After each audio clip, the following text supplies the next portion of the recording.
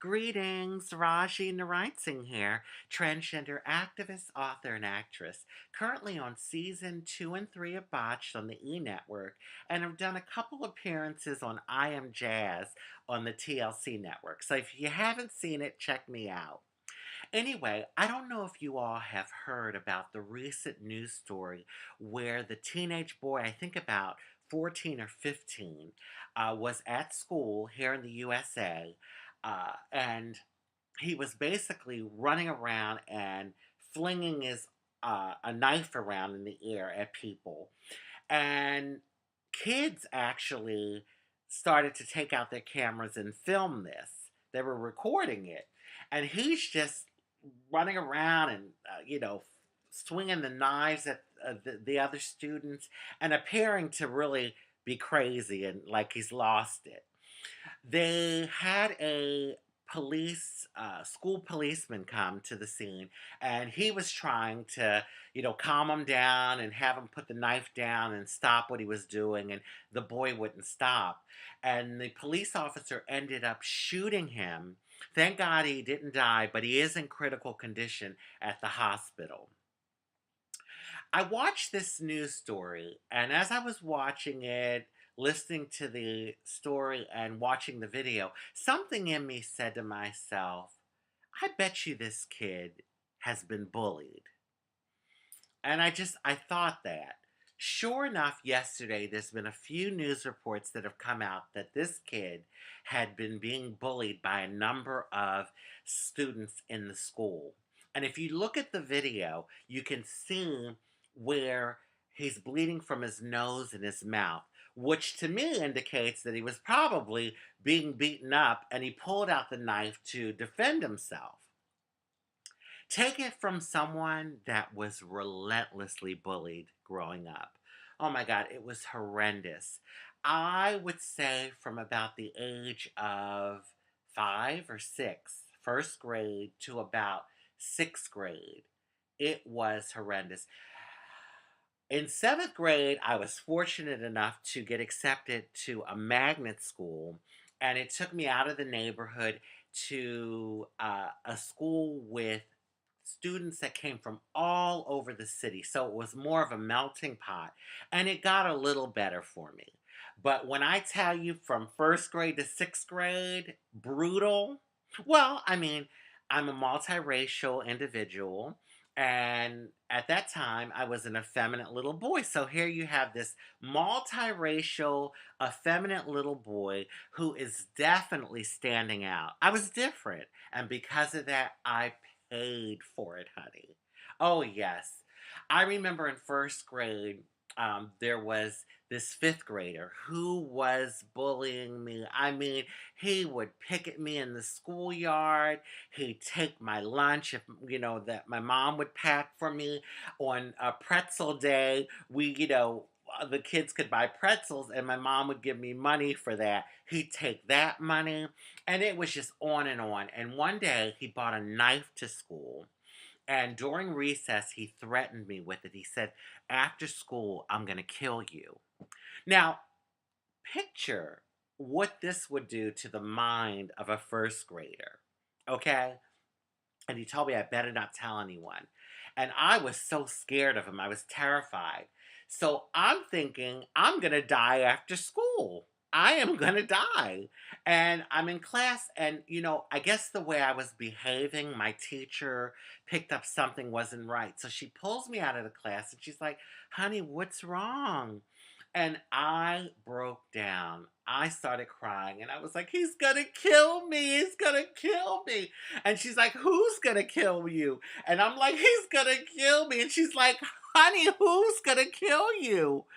Oh my goodness. Well, fast forward to sixth grade. Now, mind you, it was a lot of other incidences between that. But in sixth grade, junior high school, horrible. I couldn't even stand in the schoolyard.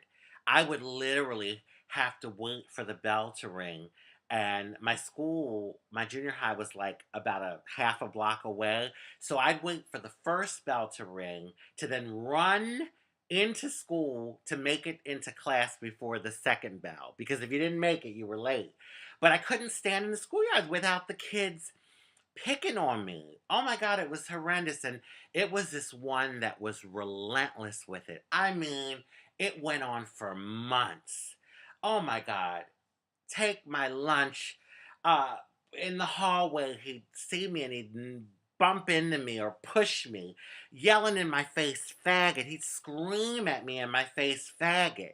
And this just kept going on and on. And me, being nice, because that is I would say, my natural state. Usually, I'm a pretty happy-go-lucky, friendly person. I'm just trying to like make nice with him, hoping he would stop. you know Nothing would work. Nothing would work. And as the months went on, it got worse. He just kept on. So now I'm a ticking time bomb. I have had it up to here. I am just so sick and tired of these kids messing with me, and especially this motherfucker. I'm walking down the hall and I'm going to my next class, and he comes out of nowhere and pushes me and slams me up against the locker, and he's screaming in my face, faggot. Well, honey, I lost it. I exploded and I grabbed him and I swung him around and slammed him up against the locker, and I started choking him.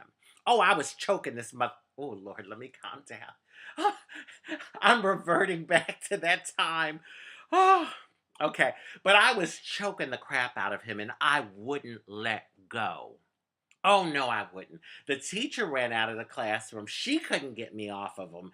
And you could see his face. He was actually not being able to breathe. I mean, that's how hard I was choking him.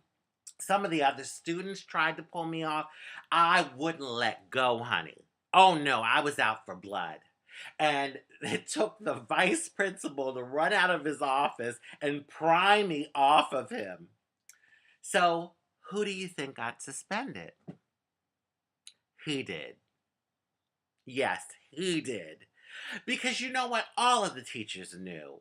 They knew my character. They knew the type of student I was. And they just knew that the kids were bullying me, that I was being really badly bullied.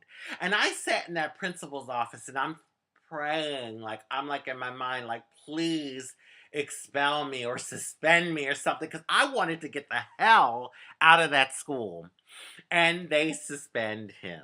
So what does that tell you? The one I was the one choking him, and who gets suspended? He did, because they knew that he was the troublemaker.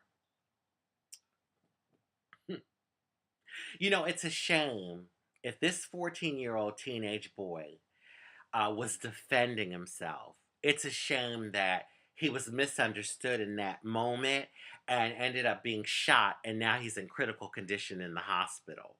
I mean, if you really look at the whole picture, because in the video you have to look good, but he is bleeding. And so it indicates some sort of attack. That's obvious. Let this be a lesson to all the bullies out there.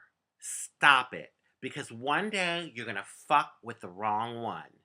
You're going to get the shit choked out of you, or you're going to get your ass killed because you're messing with the wrong one. So stop it. Stop it. And to all the kids that are being bullied, reach out to someone, because, now there's a lot more awareness about bullying. In my day, there wasn't as much. And oh my God, I hear stories from my mom, so I can't even imagine in her days.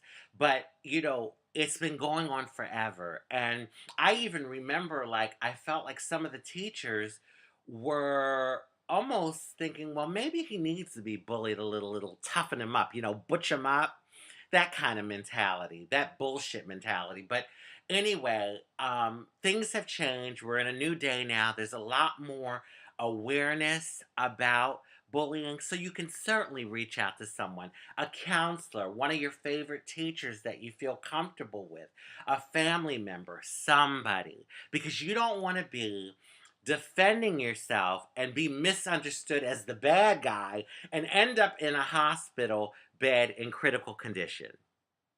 Stop the bullying, folks. It needs to stop. It's been going on for too long, and it needs to stop.